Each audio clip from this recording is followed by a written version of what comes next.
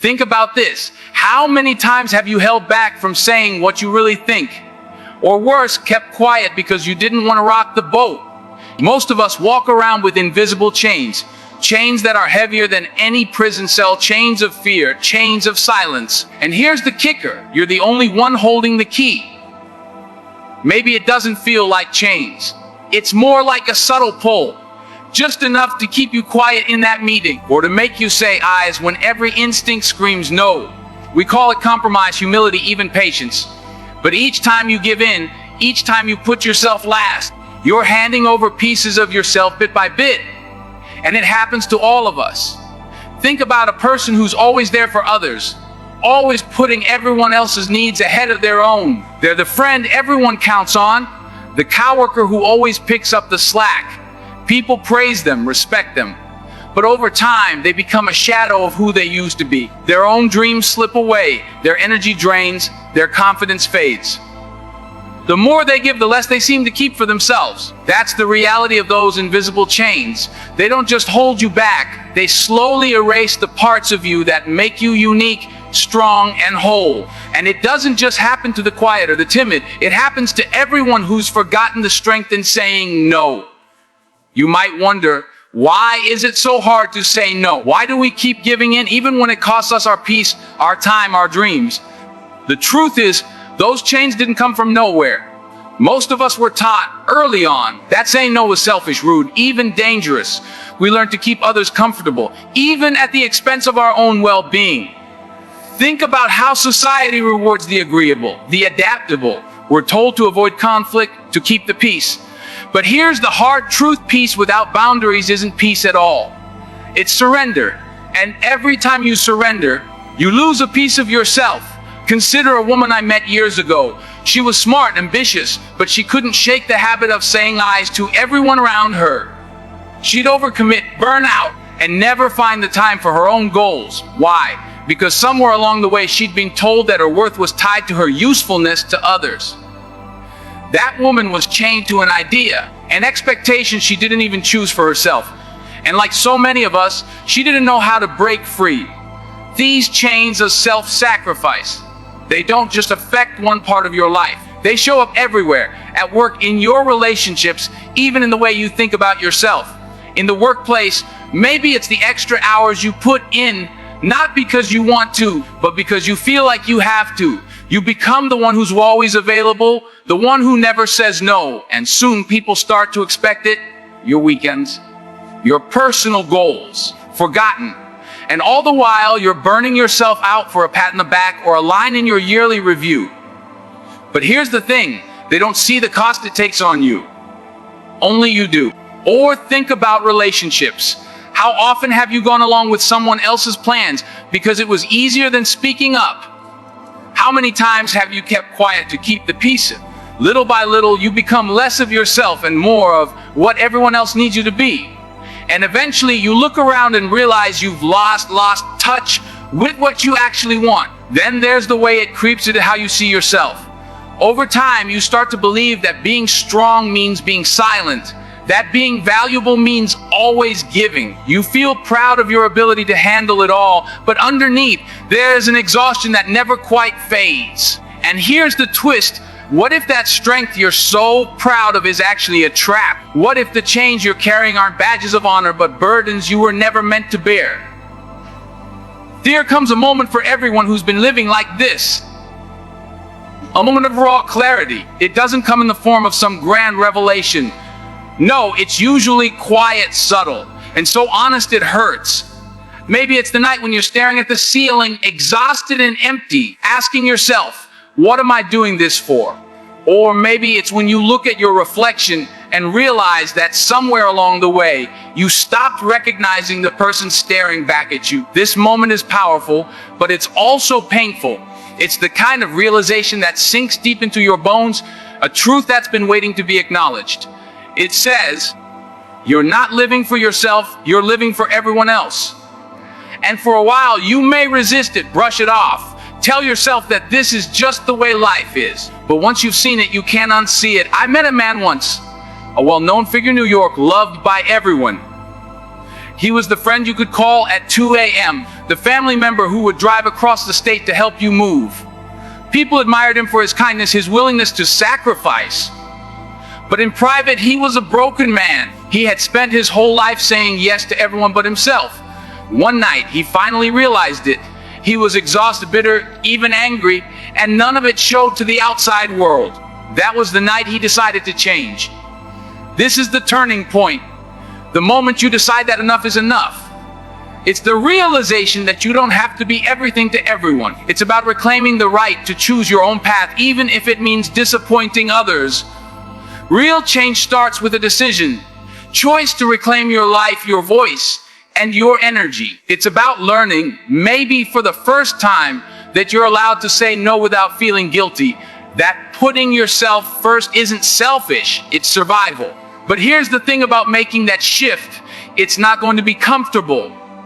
The first time you say no to someone who's used to hearing ayes, it'll feel strange, maybe even wrong. People might question you, push back, accuse you of being different, even selfish. But the truth is, the people who truly respect you won't just tolerate this change, they'll support it. Remember that woman who couldn't stop saying yes, the one who spent her life pleasing others, putting her own dreams on hold. She told me that the first time she said no, she felt like she was betraying someone. It didn't feel liberating, it felt terrifying. She feared losing friends, disappointing family, maybe even being alone. But with each no, she felt a little piece of herself come back. It wasn't easy, but it was worth it. You see, saying no is like building a muscle. At first, it's weak, awkward, and uncomfortable. But over time, that muscle grows. You start to feel stronger, more in control, more alive. It's in that strength that you finally start to recognize yourself again. You realize that you're not defined by how much you give away, but by the boundaries you set to protect who you truly are. This is where true freedom begins, when you stop bending yourself to fit the world and start letting the world adjust to you. Once you start setting boundaries, something incredible happens. You begin to see yourself in a whole new light. You realize that you're not just a supporting role in other people's lives. You're the main character in your own story. This is the freedom that comes with living authentically, a freedom most people never experience because they're too busy living by someone else's script.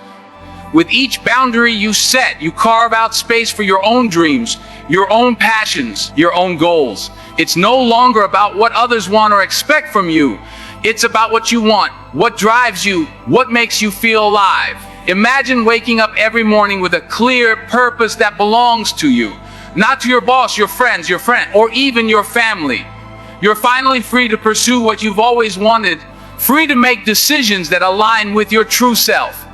I met someone a few years ago who went through this transformation. She'd spent years working in a corporate job that demanded everything from her. Long hours, constant availability, endless compromise. She was good at her job, no doubt, but it drained her. Took more than it ever gave. One day, after a long overdue realization, she walked into her manager's office and resigned. It was terrifying, yes, but for the first time, she felt something she hadn't felt in years: relief. She pursued her own business idea, something she was truly passionate about. It wasn't easy, but it was hers. She finally understood that real success isn't about fitting someone else's mold. It's about creating your own. Living authentically doesn't mean you'll never disappoint anyone. In fact, you probably will. But the difference is you're no longer disappointing yourself. You're no longer silencing your voice, shrinking your dreams, or putting your own needs at the bottom of the list. You're finally living for you. When you make the choice to live authentically, you don't just change your own life. You change the lives of those around you. The courage it takes to say no, to protect your energy, and to follow your own path, it sends a powerful message. You become an example of what's possible, of what it means to live a life that's truly yours. And people notice. Imagine the impact this can have on your relationships. Instead of feeling drained, resentful, or overextended, you show up as your full self. You're more present, more joyful, more at peace. You no longer carry that hidden weight of unspoken obligations. People can feel the difference. They're drawn to your energy, inspired by your strength. And here's the beautiful part. By respecting your own boundaries, you teach others to respect them. too. But it doesn't stop there. Living authentically affects your self-esteem, your confidence, and even your health. No more constant stress. No more sleepless nights spent worrying about how to keep everyone happy. You reclaim your time, your peace of mind, and your well-being. Studies show that people who set boundaries experience less stress and a greater sense of control over their lives. And let's be real, nothing feels better than knowing you're living on your own terms, not bound by guilt or fear. Think about it. When was the last time you felt truly free? Not the kind of freedom that comes from a day off or a vacation, but the freedom of living each day knowing that you're in control of your own life. That's what you gain when you start setting boundaries and honoring your own needs. It's a freedom that seeps into every part of your life, your work, your relationships, even your dreams. And it all starts with that one decision to say, I deserve this. Embracing authenticity isn't just a one-time decision, it's a commitment you make every day. In the small choices, the daily moments that you truly build a life on your own terms. So how do you start? How do you make authenticity a way of life? First, get clear on your values. When you know what truly matters to you, saying no becomes easier because you're choosing in alignment with what you stand for. Maybe it's family, creativity, or simply peace of mind. Whatever your values are, let them guide your decisions. When faced with a request or an opportunity, ask yourself, does this honor my values? If the answer is no, then it's a no. Next, practice self-reflection. Set aside time each day, even if it's just a few minutes, to check in with yourself. How are you feeling? Are you overwhelmed? Fulfilled? Reflecting regularly helps you stay in tune with your needs and prevents you from slipping back into old habits. The more self-aware you are, the easier it becomes to spot when you're giving away too much of yourself. Then learn to embrace the discomfort that comes with setting boundaries. It won't feel natural at first. You might feel guilty, worried, or even question yourself. But remind yourself that growth isn't comfortable, and boundaries are necessary for that growth. Each time you choose yourself, you're building resilience, creating a stronger version of you. Remember, discomfort is temporary, but the strength you gain from it is lasting.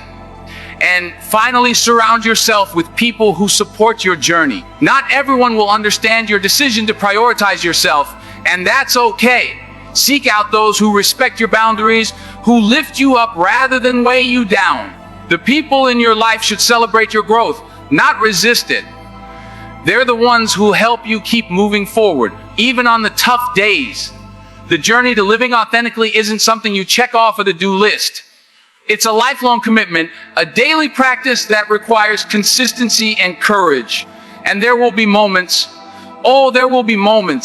when you'll feel the pull to slip back into old habits. Maybe it's a friend who's testing your boundaries, or a work situation that demands more than you're willing to give. In these moments, it's easy to fall back into the familiar, to say yes just to avoid the hassle. But this is where true growth happens.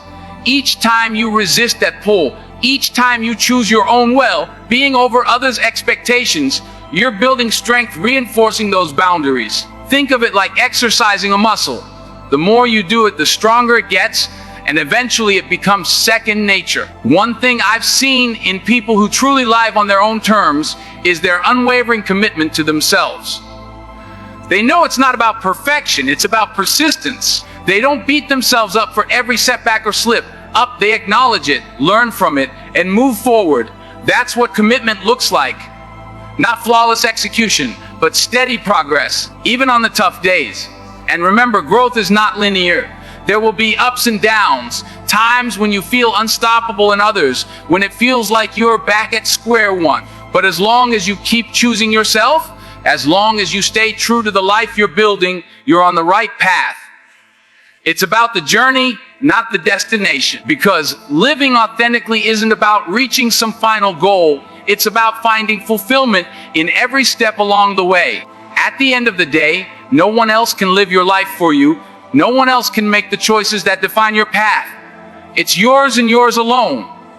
And that's powerful. It means that no matter where you are right now, no matter how many times you put yourself last, you have the power to change it. Right now, in this moment, you can decide to break those chains, to say yes to yourself in a way you may never have done before. So ask yourself, Are you ready to make this choice? To honor your own dreams, to protect your own peace, to build a life that reflects who you truly are. It won't be easy, but nothing worth having ever is. This journey is going to take courage, resilience, and yes, a lot of patience. But with every step, you're reclaiming your power, your happiness, your life. And here's what I want you to remember. This isn't just a decision, it's a legacy. Because when you live authentically, you inspire others to do the same.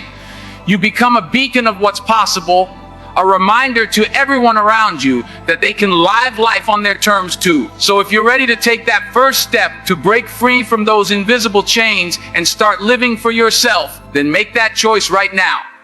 Choose yourself. And while you're at it, hit that subscribe button and share this message with someone who needs to hear it. And let us know in the comments, what's the one thing you're choosing to say no to from now on? Let's build a community of people who are unafraid to live authentically. Because once you start, there's no going back. This is your life, your choice. Make it count.